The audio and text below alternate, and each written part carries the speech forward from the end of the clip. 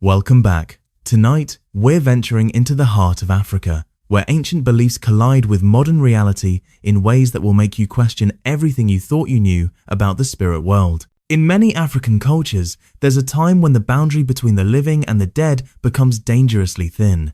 Some call it the witching hours, others know it as the time when hungry spirits roam. In West Africa, they say between 2 and 4 a.m., restless souls search for what was taken from them.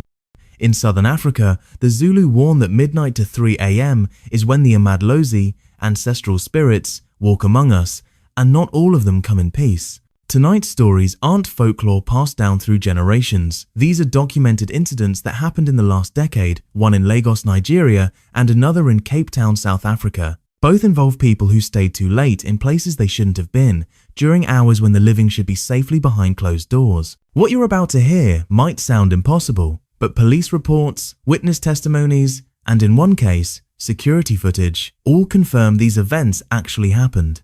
So dim your lights, lock your doors, and whatever you do, don't let these stories keep you awake past 2 a.m., because that's when they come looking. In 2018, Lagos was experiencing one of its biggest tech booms. Victoria Island had transformed from a quiet business district into Nigeria's Silicon Valley, with gleaming office towers, housing startups, and international companies. The Meridian Tower stood 23 stories tall, its glass facade reflecting the Lagos lagoon during the day and becoming an ominous black monolith at night. Chioma Okafor was 27, a software developer working for a fintech startup on the 15th floor. Like many young professionals in Lagos, she often worked late. Traffic was lighter after 10 p.m, and the office had backup generators that kept the AC running even during power cuts. But there was an unspoken rule among the building's security guards, one they'd whisper to new employees: never stay past 2 a.m. The building had a history. Before Meridian Tower was built in 2014, the land had been home to a colonial-era hospital that burned down in 1973, killing 47 patients and staff who were trapped inside during a military coup when the exits were barricaded. Local spiritual leaders had warned against building on the land without proper cleansing rituals, but the developers, eager to capitalize on Victoria Island's property boom, had ignored them. On the night of October 15, 2018, Chioma was debugging code for a presentation the next morning. She'd lost track of time, her headphones blocking out everything except her music.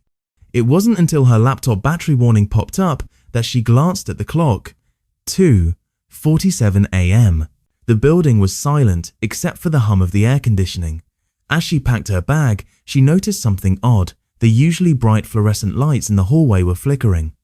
Not unusual in Lagos, she thought, probably another power surge, but as she walked toward the elevator, she heard it. The sound of typewriter keys clicking rapidly from the abandoned 16th floor above. The 16th floor had been empty for 2 years. A previous tenant, a law firm, had broken their lease after 3 employees had mental breakdowns within a month, all claiming they'd seen burned figures walking through the walls. The building management couldn't find new tenants willing to rent the space, despite offering it at half price. Chioma pressed the elevator button, trying to ignore the typing sounds that seemed to be getting louder, more frantic. The elevator arrived with a soft ding, and she stepped inside, pressing the ground floor button repeatedly. But instead of going down, the elevator went up. The display showed 16. The doors opened to complete darkness. The typing had stopped. In the silence, she heard something worse, the sound of multiple people breathing, raspy and labored, like smoke-damaged lungs gasping for air. The emergency lighting flickered on for just a second, and in that brief moment, Chioma saw them, dozens of figures, their skin charred and peeling, standing in neat rows like they were waiting for something. Or someone. She frantically pressed the closed door button, but a hand, if you could call the blackened, skeletal thing that emerged from the darkness, a hand, wedged itself between the doors. The smell hit her then. Burning flesh mixed with hospital disinfectant, a smell that would haunt her for years. What happened next was captured on the building's security cameras, footage that the Lagos State Police would later classify as unexplained. The timestamp showed 2:52 a.m. when Chioma burst out of the elevator on the ground floor, screaming and running toward the security desk where 2 guards were stationed. But here's where things get truly terrifying. The security footage from inside the elevator showed Chioma alone the entire time. She appeared to be reacting to something invisible, backing into the corner, her mouth open in a silent scream. But the camera on the 16th floor told a different story. Despite being supposedly empty, it showed heat signatures, 47 of them to be exact, moving in formation toward the elevator just as Chioma arrived. The guards, Samuel Adeyemi and Moses Okonkwo, would later give sworn statements about what they witnessed. They said Chioma came running toward them, but she wasn't alone. They could see shadows following her, human-shaped but wrong somehow, moving in ways that defied physics, passing through walls and furniture. The temperature in the lobby dropped so suddenly that their breath became visible, impossible in Lagos's tropical climate. Moses, who was from a long line of traditional healers in Enugu, immediately recognized what was happening. He grabbed the pouch of blessed salt his grandmother had given him, something his colleague had always mocked him for carrying. He threw it in a circle around Chioma and began reciting protection prayers in Igbo. The shadows stopped at the salt line, pressing against it like it was a physical barrier. Samuel called the building's imam, who lived nearby and had blessed the building when it first opened. By the time he arrived at 3:15 a.m., the shadows had retreated, but the salt circle had turned black and the smell of burning filled the lobby despite nothing being on fire. The imam later revealed that he'd been having dreams about the building for weeks, dreams of people burning, calling for help, angry at being forgotten. He performed a cleansing ritual that night, but warned that some grounds are too soaked in trauma to ever be truly clean. Chioma quit her job the next day. In her exit interview, she revealed something she'd never told anyone. Her grandmother had been a nurse at the colonial hospital that burned down in 1973. She'd been off duty that night, one of the few staff members who survived. Chioma had her grandmother's maiden name, Okafor, a name that would have been on the staff roster, a name the spirits would have recognized. The building management installed new locks on the 16th floor and posted 24-hour security. But even now, security guards report strange things during the 2:04 a.m. shift, elevator buttons pressing themselves, the sound of typing from empty offices, and sometimes, just sometimes, the distinct smell of smoke in the stairwells 3,000 miles south in Cape Town, South Africa. Another documented incident occurred in 2020 that would shake even the most skeptical investigators. Chapman's Peak Drive is one of the most scenic coastal roads in the world, carved into the mountainside between Noordhoek and Hout Bay. But locals know it as more than just a tourist attraction. They call it the Road of Restless Spirits, and after midnight, most won't drive it alone.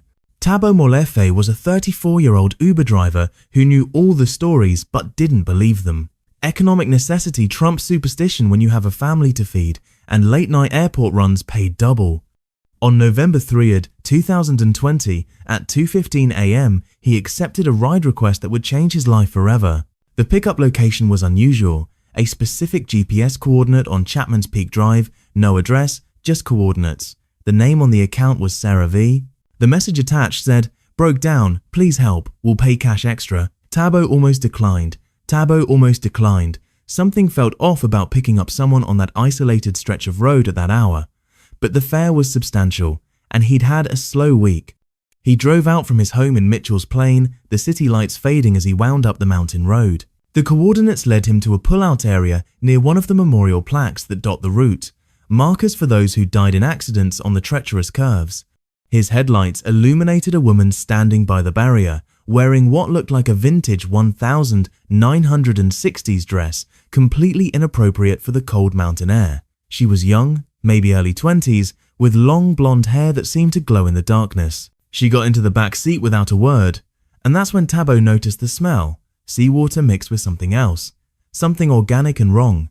Like seaweed that had been rotting in the sun, he adjusted his rearview mirror and froze. The woman's reflection was wrong. Where her face should be, the mirror showed something else. Bloated features, skin grey and mottled, eyes milky white like a fish that had been dead for days. "Where to, ma'am?" he managed to ask, his voice barely steady. "Hout Bay Harbour," she replied, her voice carrying an odd echo like she was speaking from underwater. "My father's boat. He's waiting." Thabo knew he should drive straight to the nearest police station, but his body wouldn't obey. His hands gripped the steering wheel and began driving toward Hout Bay, even as his mind screamed at him to stop. In the mirror, he watched the woman's appearance flicker. One moment a beautiful young woman, the next a waterlogged corpse.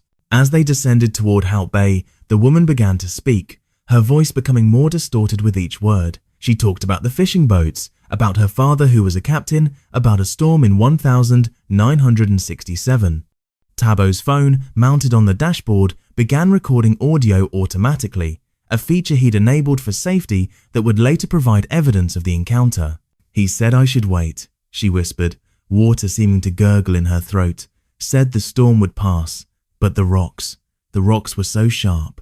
Tabo's car thermometer showed the interior temperature dropping rapidly, 18 degrees C, 15 degrees C. His breath came out in clouds. The woman in the back seat continued talking, but now in Afrikaans, a language Tabo barely understood. But one phrase he recognized, repeated over and over, "Ek soek my pa, I'm looking for my father." When they reached Hout Bay Harbour at 2:58 a.m., the woman directed him to the old section where abandoned boats had been moored for decades. She pointed to a derelict trawler, its hull eaten through with rust. "There," she said, "Father's boat."